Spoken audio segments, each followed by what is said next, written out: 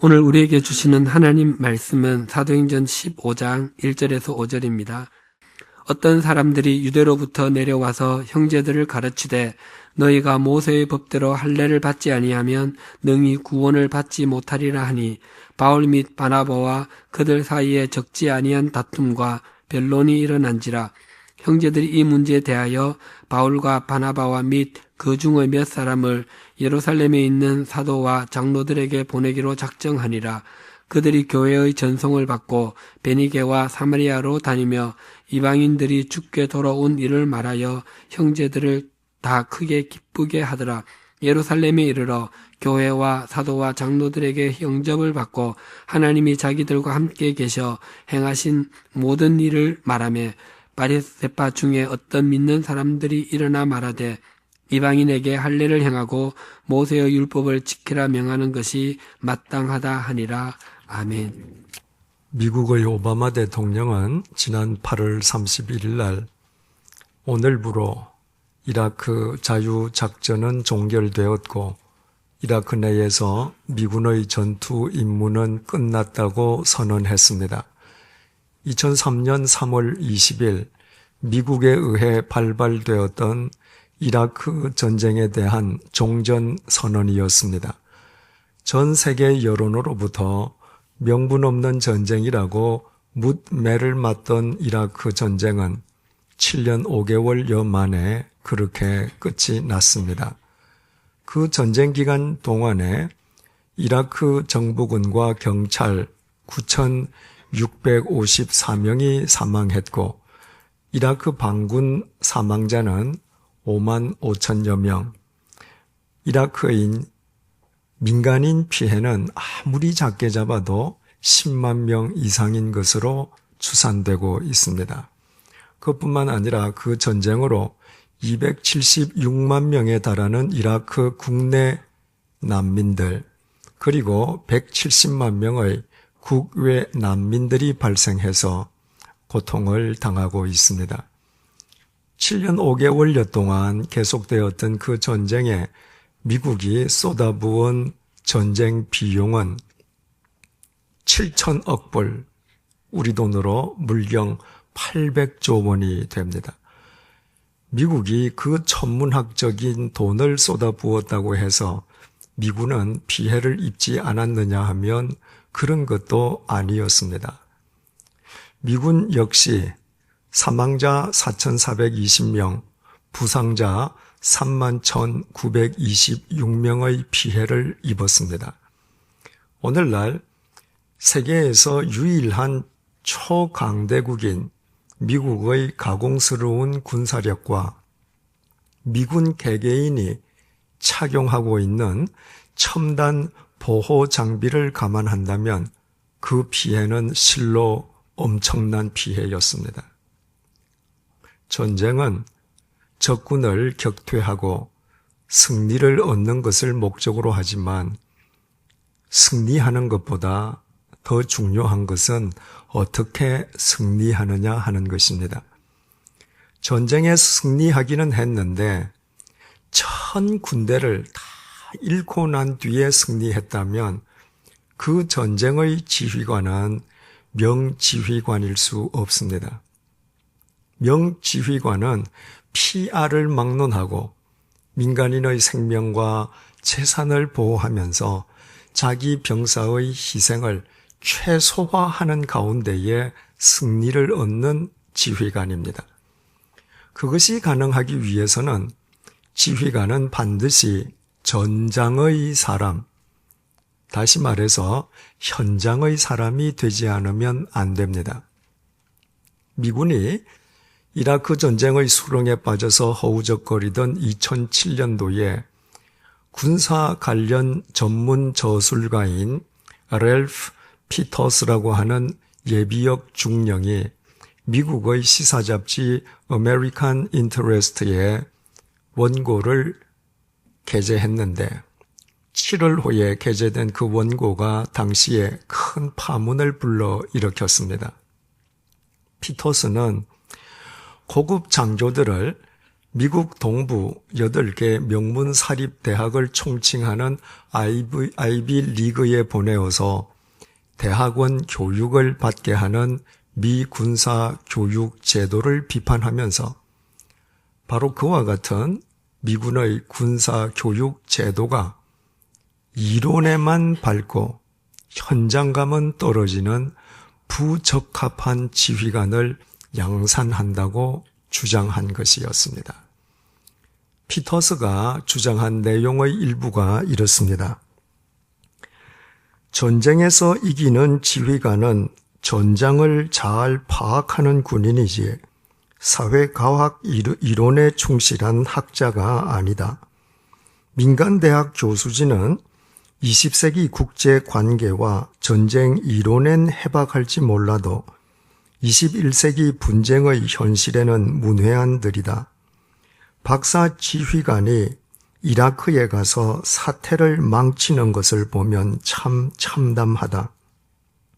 전쟁하는 방법만 빼고 다 아는 박사 지휘관 때문에 숱한 병사들이 숨져갔다.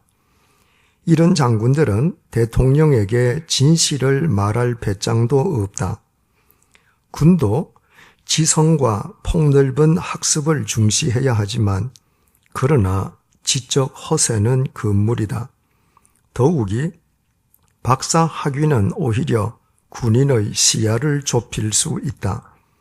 전쟁에는 현명한 장군이 필요하지 지적이기만 한 장군은 오히려 해를 끼친다. 역대 명지휘관들이 지녔던 것은 학위가 아니라 폭넓은 현장 경험이었다. 조지 마셜 장군은 젊은 시절에 러일 전쟁을 관찰하기 위해 수개월 동안 그 전쟁 현장에서 머물렀고 더글러스 메가드 장군 역시 수년 동안 필리핀의 현장에서 복무했다. 따라서 유명한 장교를 예일대나 프린스턴대 대학원에 맡기는 대신에 아랍어 같은 언어나 다른 문화를 가르친 뒤에 현장 적응 훈련을 보내는 것이 더 유익할 것이다. 물론 피터스의 이 주장에 대한 반론도 있었습니다. 그러나 현장의 중요성 그 자체에 대해서는 그 누구도 이의를 제기할 수 없었습니다. 현장의 중요성은 이번 연평도 사태에서도 가장 중요한 이슈로 부각되었습니다. 11월 23일에 북한이 연평도에 가한 무차별적인 포격 도발과 그에 따른 우리 군의 대응과 후속 조치는 그동안 우리나라 군대가 얼마나 현장과 동떨어진 지휘 체계 하에 있었는지를 여실하게 보여주었습니다. 근본의 대통령께서는 김관진 장군을 새로운 국방장관으로 임명하셨습니다. 누구보다도 야전과 작전 경험이 풍부한 분으로 알려진, 다시 말씀드려서 누구보다도 다양한 현장 경험을 지니고 있는 김관진 장군을 대통령께서 대한민국 3군을 통솔하는 국방장관에 임명하셨다고 하는 것은 대통령 역시 국가안보 비상사태를 당해서 현장 경험보다 더 중요한 것이 없다고 판단하셨기 때문이 아니겠습니까? 현장의 중요성은 군에만 국한된 이야기인 것은 아닙니다. 우리 삶의 전반에 걸쳐서 현장이 중요합니다. 삶은 공허한 관념이나 이론이 아니라 우리 삶의 현장 속에서 매일 일어나는 현실이기 때문입니다. 믿음 역시 예외일 수 없습니다. 최소한 1년여 이상에서 최대 2년이 소요된 것으로 추정되고 있는 전도 여행을 끝마친 바울과 바나바는 안티옥으로 귀환하는 즉시 안티옥 교회 교인들을 모으고 특별 집회를 가졌습니다. 전도 보고 집회였습니다. 바울과 바나바는 전도 여행 기간 동안에 하나님께서 자신들과 함께 하신 모든 일들, 그리고 하나님께서 이방인들에게도 믿음의 문을 열어주셨음을 상세하게 보고했습니다. 보고를 끝낸 바울과 바나바는 곧장 안티옥을 떠나버리지 않고 그곳에서 안티옥의 교인들과 함께 오래도록 머물면서 지냈습니다. 바울과 바나바는 최소 1년여 이상에서 최대 2년이 소요된 그 전도 여행 기간 동안에 가는 곳에서마다 하나님의 신비로운 도구로 쓰임받았던 사람들이고 그 여행에서 막 돌아온 사람들이었습니다. 특히 사도 바울은 구브로 섬의 바보에서 거짓 선지자인 마술사 바 예수를 말 한마디로 맹인으로 만들었는가 하면 루스드라에서는 선천성 하반신 마비자를 역시 말 한마디로 일으켜 세워 걷게도 했습니다. 본문 이후에 사도 바울은 신약 성경 4분의 1 이상을 혼자 기록하지 않았습니까? 그를 가리켜서 신약 시대의 가장 위대한 사도라 부른다 해도 조금도 과장된 말이 아니라고 하지 않았습니까? 그렇다면 그 위대한 사도 바울, 그가 쓰는 글마다 성경이 되는 위대한 영성가 바울, 그 바울과 함께 오래도록 신앙을 더불어 나눌 수 있게 된 안티옥 교회 교인들이 바울로 인해서 얼마나 복되고 행복한 삶을 살았을는지는 능히 짐작할 수 있다고 했습니다. 그처럼 모든 교인들이 은혜를 막 만끽하고 있던 그 안티옥 교회에 어느 날 느닷없이 평지풍파가 일어났습니다. 1절을 보시겠습니다. 어떤 사람들이 유대로부터 내려와서 형제들을 가르치되 너희가 모세의 법대로 할례를 받지 아니하면 능히 구원을 받지 못하리라 하니, 문제의 발단은 유대로부터 내려온 어떤 사람들에게 있었습니다. 그들이 안티옥 교회 교인들에게 모세의 관습을 쫓아서 할례를 받지 아니하면 능히 구원을 받지 못하리라고 가르치기 시작한 것입니다. 우리말 성경에는 구원을 받지 못하리라고 미래형어로 번역되어 있지만 헬라어 원문에는 그 말이 직설법 현재형어로 기록되어 있습니다. 너희들이 할례를 받지 않으면 절대로 구원을 얻을 수 없다고 단정하며 가르친 것입니다. 안티옥 교회가 대체 어떤 교회였습니까? 사도행전 11장 19절에서 21절이 대답을 줍니다. 그때에 스데반의 일로 일어난 환난으로 말미암아 흩어진 자들이 베니게와 구브로와 안디옥까지 이르러 유대인에게만 말씀을 전하는데, 그 중에 구브로와 구레네 몇 사람이 안디옥에 이르러 헬라인에게도 말하여 주 예수를 전파하니 주의 손이 그들과 함께 하심에 수많은 사람들이 믿고 주께 돌아오더라. 우리가 잘 아는 것처럼 스데반 집사의 순교로 촉발된 유대교인들의 대그리스도인에 대한 박해로 인해서 예루살렘의 수없이 많은 그리스도인들이 삶의 터전을 떠나서 동서남북으로 흩어져야만 했습니다. 그때 흩어진 그리스도인들은 자신들이 정착한 곳에서 그곳에 있는 유대인들에게만 복음을 전했습니다.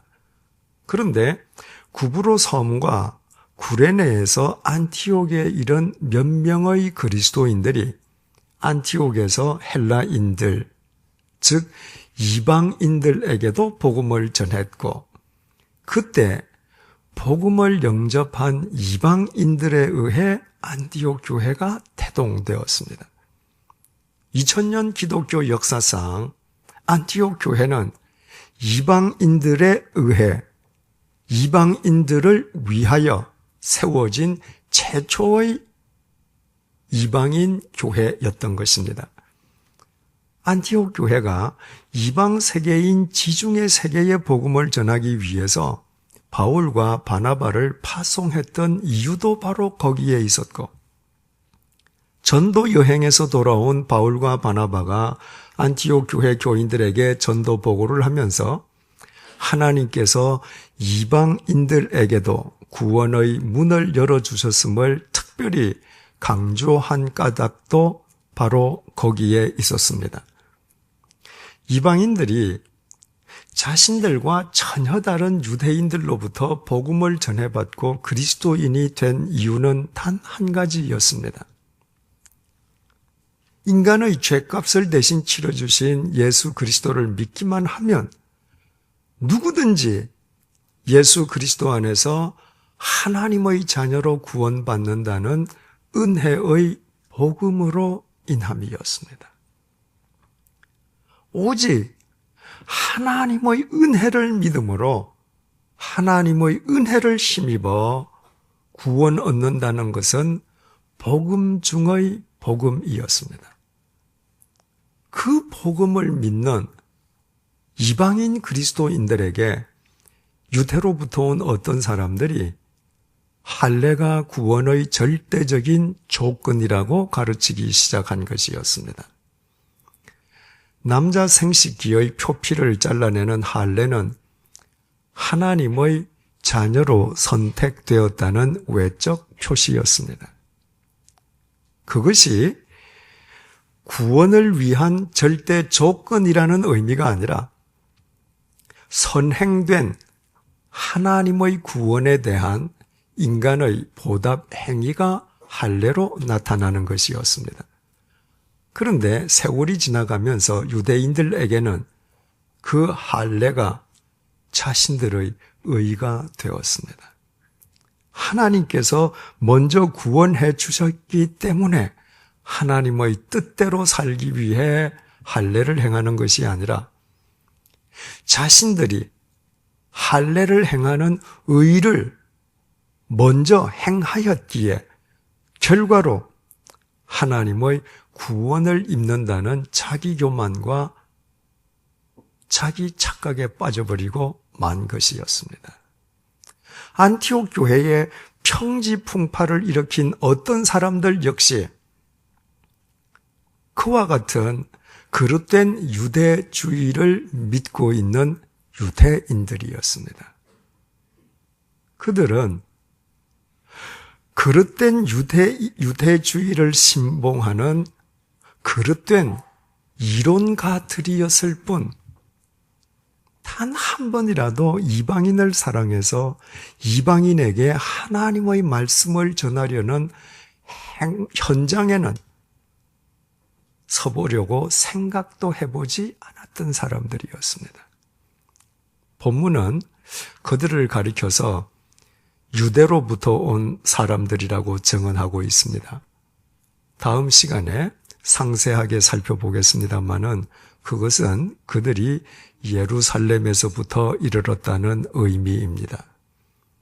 지방에서 신앙생활하는 안티옥 교회 교인들에게는 그들이 성지 예루살렘, 신앙의 중심지인 예루살렘으로부터 왔다는 것만으로도 그들을 함부로 대할 수 없었습니다. 그런데 예루살렘에서 왔다는 그들이 할례를 받지 아니하면 절대로 구원을 받을 수 없다고 가르치기 시작한 것입니다. 그 말의 의미는 이방인인 너희들은 아무리 교회를 다닌다 할지라도 할례를 받지 않으면 너희들은 절대로 구원받은 그리스도인일 수 없다는 의미였습니다. 그러므로 이방인 교회인 안티옥 교회에 소용돌이가 일어나지 않을 수 없었습니다. 할례를 받지 않는다고 해서 이방인들이 구원을 받을 수 없다면 바울과 바나바가 지중해 세계를 누비고 다니면서 그 수없이 많은 이방인들에게 복음을 전한 것 모두 다 허사가 될 수밖에 없었습니다. 본문 2절입니다. 바울 및 바나바와 그들 사이에 적지 아니한 다툼과 변론이 일어난지라 형제들이 이 문제에 대하여 바울과 바나바 및 그 중의 몇 사람을 예루살렘에 있는 사도와 장로들에게 보내기로 작정하니라. 할례가 구원을 위한 절대 조건이라고 가르치는 유대인들과 바울 및 바나바 사이에 적지 않은 다툼이 일어났습니다. 그 양자 사이에 다툼이 일어났다고 하는 것은 안티옥 교회 교인들이 그 유대인들의 말을 듣고 동요했음을 뜻합니다. 만약 그 유대인들이 무엇이라고 말을 하든 안티옥 교회 교인들이 동요하지 않았더라면 구태여 바울이 그들과 다툴 이유가 없었을 것입니다. 그 경우에라면 바울이 그릇된 소리를 하는 그 유대인들을 점잖게 타이르거나 한번 꾸짖는 것으로 족할 것입니다. 할례가 구원을 위한 절대 조건이라고 안디옥 교회 교인들을 현혹하는 그 유대인들과 바울이 다투기까지 맞설 수 있었던 것은 바울은 현장의 사람이었기 때문입니다. 바울은 유대인 그리스도인들로 이루어져 있는 교회의 목회자가 아니었습니다. 바울은 이방인 그리스도인들로 구성되어 있는 이방인 교회 안티옥 교회의 목회자였습니다. 더욱이 최소한 지난 1년여 이상에서부터 최대 2년에 이르기까지 지중해 세계를 누비고 다니면서 자신이 가는 곳마다 하나님께서 자신을 통해 수없이 많은 이방인들을 어떻게 부르시고 세우시고 구원하시는지 그 구원의 현장을 바울은 자신의 두 눈으로 목격하고 온 몸으로 체험한 현장의 증인이었습니다. 현장의 증인 입장에서 볼 때에 할례가 구원의 절대 조건이라고 그릇된 유대주의를 가르치는 그 유대인들이야말로 그릇된 이론에 빠져 있는 거짓 선지자들이요. 하나님의 이름으로 사람을 살리기보다는 도리어 하나님의 이름으로 멀쩡한 사람들을 죽이는 거짓 교사에 지나지 않았습니다. 하나님의 구원의 현장을 목격하고 체험한 현장의 증인이 하나님의 복음을 무너뜨리려는 그릇된 이론가와 맞서는 것은 너무나도 당연한 일이었습니다. 사안의 중요성을 깨달은 안티옥 교회 교인들은 그 문제를 확실하게 매듭지기 위해서 바울과 바나바를 포함한 안티옥 교회 지도자들을 예루살렘 모 교회로 보내어서 예루살렘 모 교회에 있는 사도들을 포함한 교회 지도자들로부터 그 사안에 대한 판결을 받아오도록 했습니다. 본문 3절입니다. 그들이 교회의 전송을 받고 베니게와 사마리아로 다니며 이방인들이 죽게 돌아온 일을 말하여 형제들을 다 크게 기쁘게 하더라. 바울 일행은 안티옥을 출발해서 예루살렘에 이르기까지 기회가 닿는 대로 그들이 만날 수 있는 모든 그리스도인들에게 하나님께서 자신들을 통해서 어떻게 이방인들을 구원하셨는지를 상세하게 증언했습니다. 자신들이 만나는 모든 그리스도인들에게 하나님의 구원은 할례와 같은 그 어떤 조건도 완전히 배제된 철저하게 하나님께로부터 주어지는 하나님의 은혜의 산물임을 모든 교인들의 심령 속에 각인시켜주기 위함이었습니다. 본문 4절에서 5절 증언입니다. 예루살렘에 이르러 교회와 사도와 장로들에게 영접을 받고 하나님이 자기들과 함께 계셔 행하신 모든 일을 말하며 바리새파 중에 어떤 믿는 사람들이 일어나 말하되 이방인에게 할례를 행하고 모세의 율법을 지키라 명하는 것이 마땅하다 하니라. 예루살렘에 도착한 바울 일행은 사도를 포함한 예루살렘 모 교회 지도자들에게 하나님께서 자신들을 통해서 어떻게 이방인들을 구원하셨는지, 그리고 자신들이 예루살렘을 방문한 까닭이 무엇인지를 소상하게 밝혔습니다. 그런데 바로 그 예루살렘 모 교회에도 할례가 구원의 절대 조건이라고 믿는 사람들이 있었습니다. 그들은 유대교 바리새파에서 기독교로 개종한 유대인들이었는데 비록 기독교로 개종은 했지만 그들은 이방인에게 생명을 전하는 생명의 현장의 사람은 아직까지 되지 못하고 여전히 그릇된 유대주의에서 헤어나지 못하는 공허한 이론가들이었던 것입니다. 이제 앞으로 계속 상세하게 설명을 드리겠습니다만은 그래서 예루살렘 모 교회에서 기독교 역사상 최초로 교회 지도자들 회의가 열리게 됩니다. 그 회의를 가리켜서 역사적으로 제1회 예루살렘 공의회라고 부릅니다. 제1회 예루살렘 공의회의 의제는 이방인에 대한 할례 여부였습니다. 다시 말씀드려서 할례가 구원을 위한 절대 조건이냐는 것입니다. 그 회의석상에서 바울과 바나바만 이방인에 대한 할례를 반대한 것이 아니었습니다. 그 회의석상에서 사도 베드로가 일어나서 그도 이방인에 대한 할례를 반대하면서 바울을 적극적으로 지지했습니다. 그리고 구원은 인간의 그 어떤 공로에 의해서 주어지는 것이 아니라 오직 하나님으로부터 하나님의 은혜로만 주어지는 것임을 힘주어 역설했습니다. 베드로 역시도 현장의 사람이었기 때문입니다.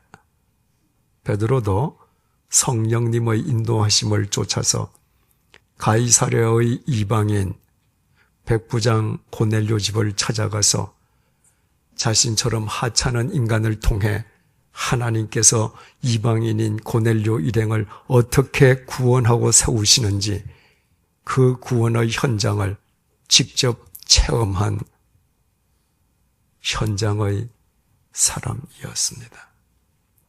결국 제1회 예루살렘 공의회는 할례는 구원의 절대 조건일 수 없고 이방인들에게 할례를 요구하는 것은 복음에 위배된다고 판결을 내렸습니다. 현장의 사람들이 그릇된 이론가들을 제압한 것이었습니다. 그것은 대단히 중요한 사건이었습니다. 기독교는 제1회 예루살렘 공의회 때부터 이론의 종교가 아니라 현장의 종교임을 분명히 한 것이었습니다. 오늘은 인간을 구원하시기 위해서 이 땅에 오셨던 주님의 성탄을 기리는 대림절 둘째 주일입니다. 우리 주님은 공허한 이론이거나 성경의 문자 속에 갇혀 계시는 관념이 결코 아니십니다. 예수님께서는 인류 역사의 현장 속으로 들어오셨던 현장의 그리스도이십니다. 예수님께서는 갈릴리 빈민촌의 현장에서 황제의 도시 가이사랴 빌립보의 현장에서 이스라엘 최대의 도시 예루살렘의 현장에서 당신의 삶을 나누어 주셨습니다. 예수님께서는 십자가 고난의 현장에서 당신을 송두리째 내어 놓으셨습니다. 예수님께서는 무덤 속 죽음의 현장에서 죽음을 깨트리고 부활하셨습니다. 성경에 기록되어 있는 예수님의 가르침도 모든 말씀도 현장에서 나왔습니다. 예수님의 말씀이 아무리 성경에 기록되어 있다 할지라도 그분이 현장과 동떨어진 분이셨다면 그분은 우리를 위한 훌륭한 철학 선생님은 될 수 있을는지 모르지만 인류 역사의 현장을 새롭게 하시는 현장의 그리스도, 죄의 현장에서 우리를 구원해내시는 현장의 구원자가 되실 수는 없었을 것입니다. 그렇다면 인류 역사의 현장 속으로 오셨고 다시 오실 주님의 성탄을 기리는 대림절을 맞이해서 우리가 어떻게 주님의 성탄을 기릴 수 있는지는 이제 자명해졌습니다. 우리 한 사람 한 사람이 현장의 사람으로 살아가는 것입니다. 연말을 맞이해서 내가 반드시 찾아가서 손을 잡아 주어야 할 사람이 있지 않습니까? 내 머릿속 이론으로는 이미 품고 있지만 내 몸은 여전히 배척하고 있는 사람이 있지 않습니까? 분명히 누군가와 나누어야 할 것임에도 불구하고 여전히 내 손으로 움켜쥐고 있는 것이 있지 않습니까? 그것이 무엇인지, 그 사람이 누구인지 세상 사람 아무도 모르지만 우리는 알고 있지 않습니까? 우리 모두 이 해가 가기 전에 내 삶을 바로 그 사람을 찾아가서 손을 잡아주고 품어주고 나눌 것을 나누어주는 사랑의 현장이 되게 하십시다. 우리의 코끝에 호흡이 남아있는 동안에 땅끝까지 이르러 내 증인이 되라는 주님의 명령에 순종해서 이 해가 지기 전에 우리의 삶을 단 한 사람에게라도 구원의 복음을 전하는 생명의 현장이 되게 하십시다. 현장의 사람이 되는 것보다 더 성탄을 기리는 길은 없습니다. 우리가 믿는 주님께서는 공허한 관념이나 이론이 아니시라 우리 삶의 현장에서 언제나 사랑과 생명으로 구체적으로 역사하시는 현장의 그리스도이시기 때문입니다. 기도하시겠습니다. 오늘 본문을 통하여 전쟁터에도 이 사회에도 믿음의 세계에도 공허한 이론의 사람과 현장의 사람이 있음을 알았습니다. 공허한 이론의 사람은 자신이 신봉하는 이론으로 사람을 죽이기 쉽고 현장의 사람은 자신의 손과 발로 사람을 살리는 사람인 것도 터득했습니다. 그리고 그동안 내가 현장의 사람이기보다는 공허한 이론의 사람으로 살아왔고 나의 손발로 사람을 살리기보다는 공허한 이론으로 사람들을 죽여왔음도 깨달았습니다. 나의 무지와 허물을 이 시간에 회개하오니 용서해 주십시오. 나는 예수님을 믿는 그리스도인입니다. 내가 믿는 예수님께서는 성경의 문자 속에 갇힌 공허한 이론이나 관념이 아니라 인류 역사의 현장으로 오셨던 현장의 그리스도셨습니다. 그 예수님을 믿는 그리스도인답게 나 역시 현장의 그리스도인으로 살아가도록 도와주십시오. 이 해가 가기 전에 내 삶이 내가 찾아가서 손을 잡아주어야 할 사람의 손을 잡아주고 품어야 할 사람을 품어주고 나누어야 할 것을 나누어주는 사랑의 현장이 되게 해 주십시오. 이 해가 저물기 전에 내 삶이 구원의 복음을 전해야 할 바로 그 사람에게 복음을 전하는 생명의 현장이 되게 해 주십시오. 내 삶의 현장이 현장의 그리스도이신 예수님께서 친히 역사하시는 예수님의 현장이 되게 해 주십시오. 그리하여 이번 성탄절이 내 일생에서 맞는 최고, 최상, 최선의 성탄절이 되게 해 주십시오. 예수님의 이름으로 기도드립니다. 아멘.